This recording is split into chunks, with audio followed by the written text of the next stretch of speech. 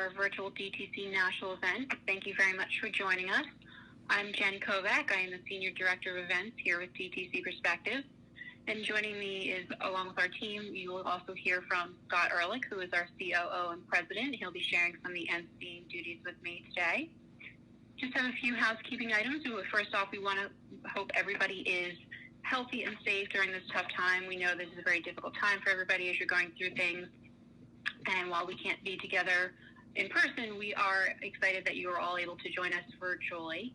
I do want to give a brief update on the in-person DTC National event. Our team is continuing to monitor the situation around COVID-19, and as long as we are able to and can do so safely, we still plan to do an in-person event later this year.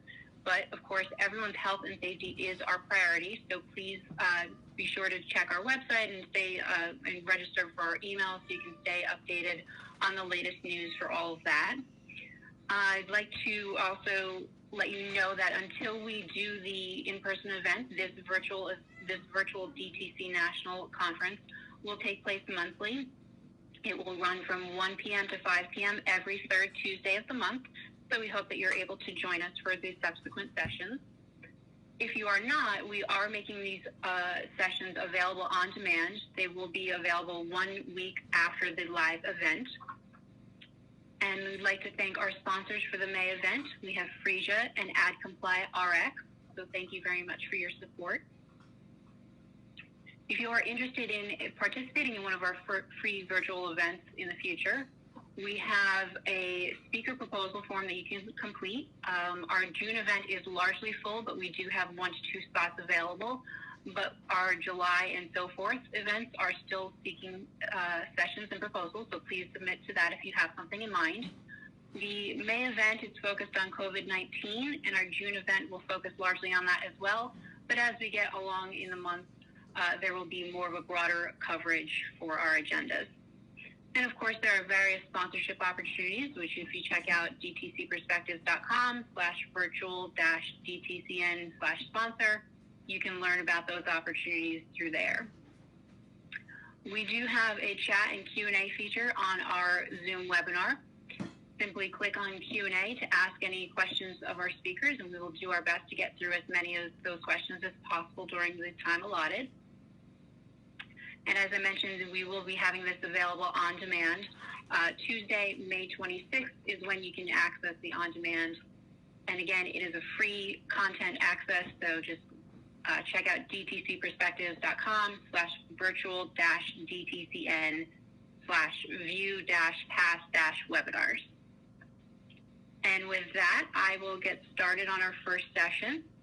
We are pleased to welcome Frank Chipman. Each month, we will be doing a different interview with a key opinion leader from our industry. And for our premiere issue, we have Frank Chipman, who will be interviewed by our chairman, Bob Ehrlich. Frank is the Senior Vice President of Advanced Insights and Marketing and a communications and market research expert. So I will turn things over to Frank and Bob. Hey, Frank. Hi, Bob. How are you doing? Doing very well. How are you? I heard you were a little ill with the virus. Yeah, I actually managed to get it in the early days. So. You're doing okay? Yeah, I'm doing well. I'm one of the statistics, though. Well, you're one of the recovered. So yeah. That's better to be a recovered. Yeah, it is. So, Frank, I think today's topic, of course, is the opportunities that pharma now has to provide the solutions to these major problems and change what has obviously been a very negative public image and political image for the industry. So if you can comment on how the opportunities now are to change that image and what pharma should do to make that a positive in the consumers' minds, and maybe change some images on pricing and some of the other questions people had about pharma. Yeah, I think that this is an opportunity like we haven't seen this in like 10 or 15 years. So about 15 years ago, I did a study that was intended to understand where pharma stood in terms of perceptions among all industries. And the only industry that was worse than us was tobacco. So just by a little bit, by the way. So we were right down on the bottom. the most recent, it was bad. The most recent data shows that in the past 3 months, our point increase has gone up 20 points in terms of perceptions of pharma. So the perceptions of pharma among the general population have increased dramatically. And I think this is because the population starts to believe that science can be part of a solution and can really be a way of getting out of this terrible crisis that we're in. So we have the chance to be a hero now, like we've never had before. Okay. So does the data say that the data that you have, did it talk anything about the reasons for it? Is it just that we're working on a cure or a vaccine, or is it something else that Pharma's done that gives us 20-point increase? Yeah, well, there's been a number of things we've done, and I've taken a look at the types of advertising we've seen. So Pharma has done a great job of pivoting in the advertising and the way it speaks about treatment of COVID-19. So Pfizer particularly has emphasized how science will help us win. And I think that draws attention to how science is a solution. I think there's a lot of mistrust of the leadership in the country. So the people in the country don't really believe what leaders are saying, but Dr. Fauci and other leaders are coming across very credibly, and Pharma is falling in line with them. So there's been a lot of very positive messaging. It's not a mixed message. There is a positive messaging about how Pharma is collaborating to provide solutions. It's really excellent. And I would encourage us to continue to do this. So do you think in the campaign coming up that we'll see Pharma as the bogeyman that it has been? Will Biden and even Trump has been very negative towards Pharma, but will we see them relax a little bit in terms of the criticism, knowing that the vaccine is coming from Pharma? Or will it just be an issue, again, of price, and will that become something that Pharma has to defend against between now and the election? It's always going to be the boogeyman, isn't it? And Jim is going to probably talk about that right after I come. But yeah, we have a firewall now. So there is a firewall of some degree for us to fall back on and to show that we have been part of a solution to a national crisis. I imagine Biden will come at us pretty hard, but I'm not sure Trump will as much. Yeah, I noticed that some pharma companies in their advertising, the DTC advertising, are now talking about COVID in terms of helping people more than they did in the past in terms of the patient assistance programs, but they're now specifically referencing COVID and mentioning if you're having a hard time, we know you're having a hard time. Do you think that's going to have an impact? Should Pharma be doing that in every commercial? I do think so. And actually, I did a review. It's like 8 or 9 different major campaigns referencing the support behind the financial for patients. And I was interested in, Bob, you may know about this, but Cosentyx actually has done something that's only about the treatment and the support for treatment of the virus and then financial support. But there is no information about the drug, but they do have the brand and the medication, which I didn't even realize was possible for them to do. But they have Cosentyx in their ad with no side effects information, just information about support for patients. So I was surprised by that. Yeah, maybe there's a little leeway they're being given. Yeah, as it involves price support. Yeah. Anything else you could advise the pharma industry on doing, either in their advertising or in public relations or any other public communications during this crisis time that would help them relate better to consumers? Well, one other caution I would provide is be very careful if you're not one of the medications related to the virus or the other conditions that are related to the virus. So conditions which are lower down the food chain may be completely overwhelmed by the information about the virus, and patients may not pay attention to them at all. So spending around that may not have much impact and may be somewhat wasted. Yeah. Do you have any indication about prescriptions going down, or people not? No, I know people are not seeing doctors very much for anything else, or fear of going to the doctor's office and attention about being diverted from current conditions. But I know I do see advertising that seems to be unabated as far as it is the normal course of advertising. It seems to be the dominant category, maybe the only category that's really doing what it did in the past without any drop.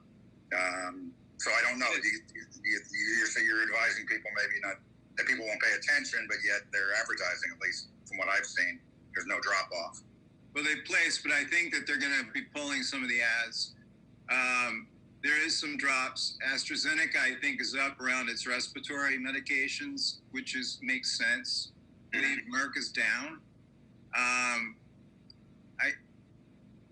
I think that there's going to be some pulling of some of the advertising around the non-essential conditions. So, and the last thing you were saying, Bob, is the telemedicine, maybe something we really have to be careful about, because now we really have to push to get the conversations for the non-chronic conditions for the patient to have that conversation with their physician. Right. So it's a lot of new conditions to deal with. Yeah. Speaking of telemedicine, do you think that's here to stay, or is that a short-term phenomenon because of COVID? I think it's here to stay. I mean, I think it was already coming, and I think it's here to stay because it makes it so much more convenient and more cost-effective. And we don't know what that means for DTC, but what do you think? Well, I think it's here to stay, but I think, I think futurists seem to overplay the trends. When something like this happens, they'll say that, nobody's going to go to the doctor anymore. People are going to tell them nobody's going to go to any conferences. Nobody's going to go on vacation. Nobody's going to fly anymore. And clearly that's not a reality. People are very much in the mode of, social beings. And I just don't see that happening. But, telemedicine obviously has a big role, but I just don't know what the permanency of telemedicine is. I mean, I think doctors, of course, probably make more money when they see patients in the office than they do when they're given rebate, when they're given their money from Medicare or other reimbursements on telemedicine. True. Well, I thank you very much. I know we have to get on with our other. You were the warm-up act. You were today's warm-up, so. Yeah, I'm looking forward to this. I really appreciate you hosting this. This is going to be exciting. Yeah, well, it's what we can do right now. Okay, Frank, thank you very much. Take care. Thank you, Bob and Frank. For our next session, we have Jim Davidson. This is actually a pre-recorded session for us, and he is trying to join us to do some live Q&A afterwards. Just a little brief background on Jim. He's a shareholder with Polsinelli, and Polsinelli has been recognized in recent years as the nation's #1 healthcare law firm. You've probably seen Jim speak at a number of our conferences. We've been working with him since 2008, and he's our Washington insider. So without further ado, I will share my screen and play Jim's session for everyone. Good afternoon. Welcome to the DTC National and our discussion of public policy issues. In one of the most challenging times in our nation's history, the pharmaceutical industry is the focus of national attention as the nation hopes for a vaccine that can stop the spread of the coronavirus. COVID-19 will reshape the national and congressional views of medicine and the medical and pharmaceutical industries. The U.S. Congress, as you probably know, has never been forced to work and vote remotely or under such restrictive conditions. The pharmaceutical industry, on the other hand, could emerge with an enhanced public image depending how efforts to develop a vaccine take place. Nevertheless, there continues to be pressure from the members of the U.S. Senate and the House of Representatives for legislation that would impose a tax on DTC advertising. Now, there is a big bill that you need to be aware of if you're not already, and that's H.R. 3, which was passed by the U.S. House of Representatives in December. It's called the Lower Drug Costs Now Act. It is the most comprehensive set of restrictions on DTC advertising that have ever passed in the U.S. House, and the bill had 106 co-sponsors. The effort was led by a really fine man, the late Elijah Cummings, who was a congressman from Maryland. He did so in cooperation with Peter Welch, who's a congressman from Vermont, and the chairman of the House Energy and Commerce Committee, Frank Chipman from New Jersey. The bill requires DTC advertising to be truthful and not misleading, and it requires price information, including total marketing and advertising costs, to be provided. Watch for this bill to be reintroduced next year. And I say next year because Republicans have a majority in the U.S. Senate, and I don't think it's going beyond where it's just passed the House of Representatives. It's interesting to note, though, that there is no limit on deductibility in this legislation, and that's because it was reported by the Energy and Commerce Committee, and tax jurisdiction in the House is in the Ways and Means Committee. But don't take too much comfort, because Richard Neal of Massachusetts is the chairman of the Ways and Means Committee, and he's one of those 106 co-sponsors. 16 U.S. senators, on the other hand, are doing their own work on limiting prescription drug advertising. They're led by Jeanne Shaheen and Maggie Hassan. They're New Hampshire's two U.S. senators. And they, in their bill, would disallow the Section 162A tax code deduction for the business expense cost of advertising. This was an effort that was led in the last Congress by former Senator Claire McCaskill of Missouri, as well as former Senator Al Franken of Minnesota. The proposal represents a penalty tax, since all other businesses are entitled to deduct the costs of their promotion and advertising. In addition, it would require a disclosure of drug prices in advertising, a provision that you all are, I'm sure, very familiar with right now. Requiring drug prices in advertising has been a subject of top legal and constitutional discussion now for the last 2 to 3 years.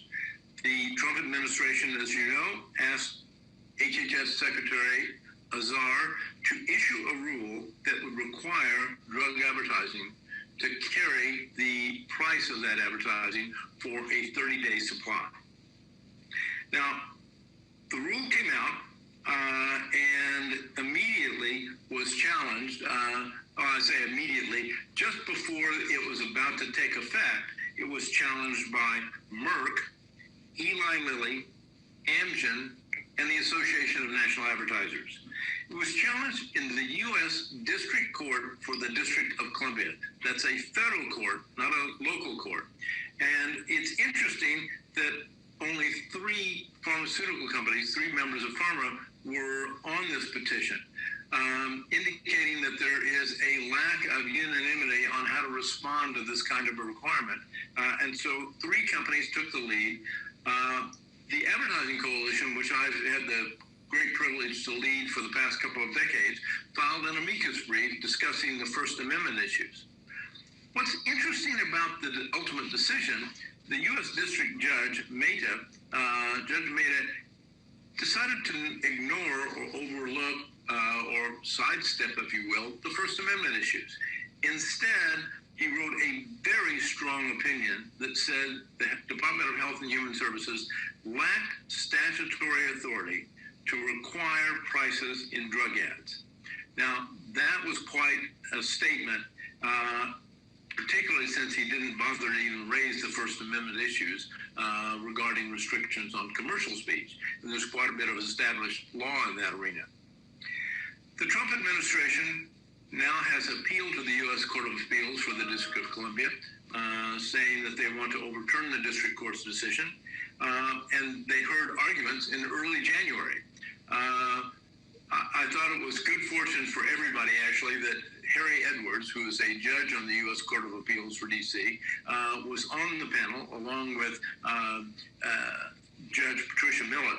And they both raised a number of tough questions of the Justice Department lawyers that were representing the White House. I think it's an understatement to say that the advertising and pharmaceutical worlds are anxiously awaiting a decision in that case, and it could come out any day now. What will a new Congress bring to us potentially in 2021, as well as possibly even a new president?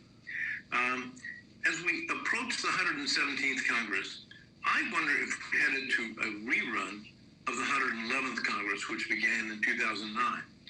Now, bear with me while I take you through a little head counting. In 2009, the newly elected Obama administration had a very high priority, and that was the Affordable Care Act.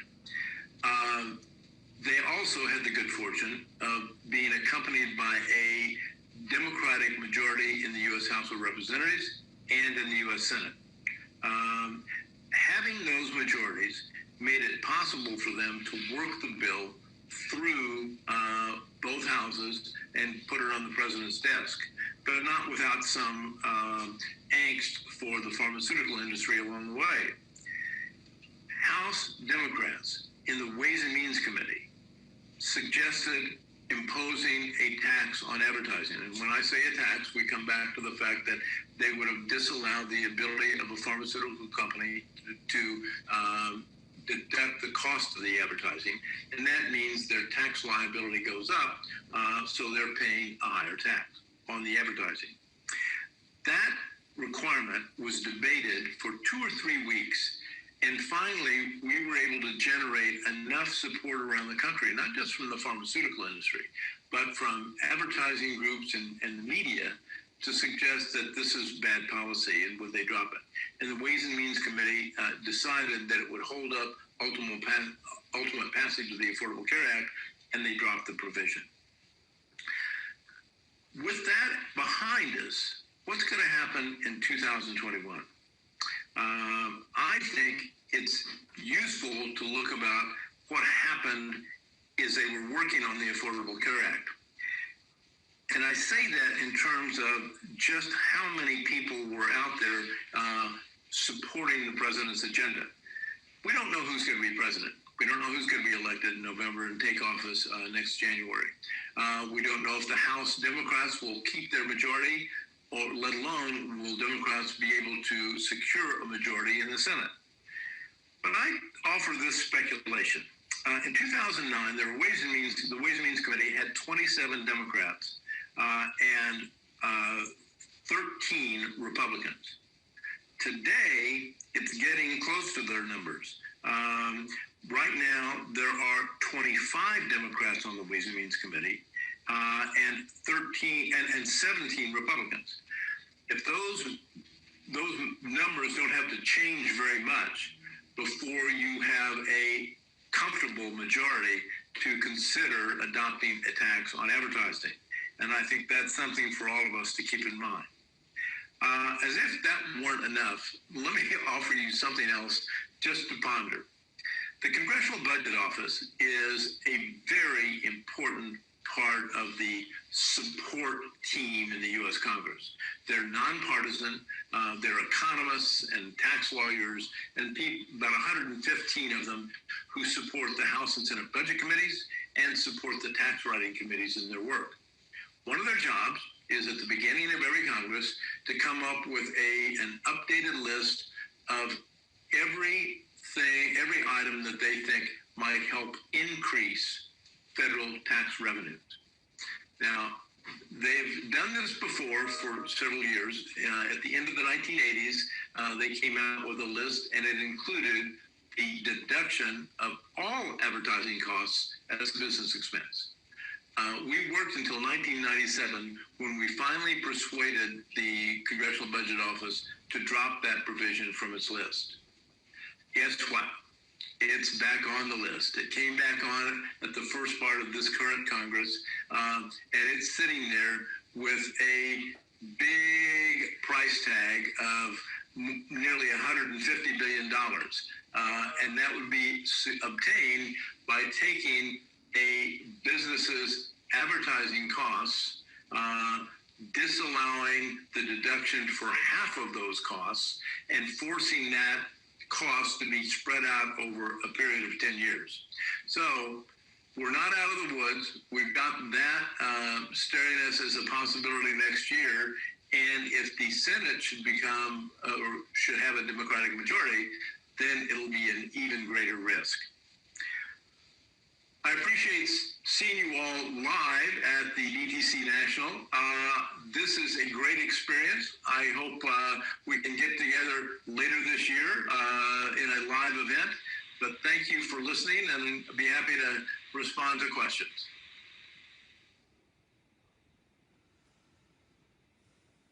Hey everyone, unfortunately Jim had some technical difficulties, so he's not able to join us for questions. So I apologize for that. I'd be happy to, if you have any questions for him, you want to share it in a Q&A thing, and I'll be happy to shoot him something by email if it's important for you to get answers on anything he had written. And again, we do hope to have Jim when we do our conference later this year. So getting back to stuff,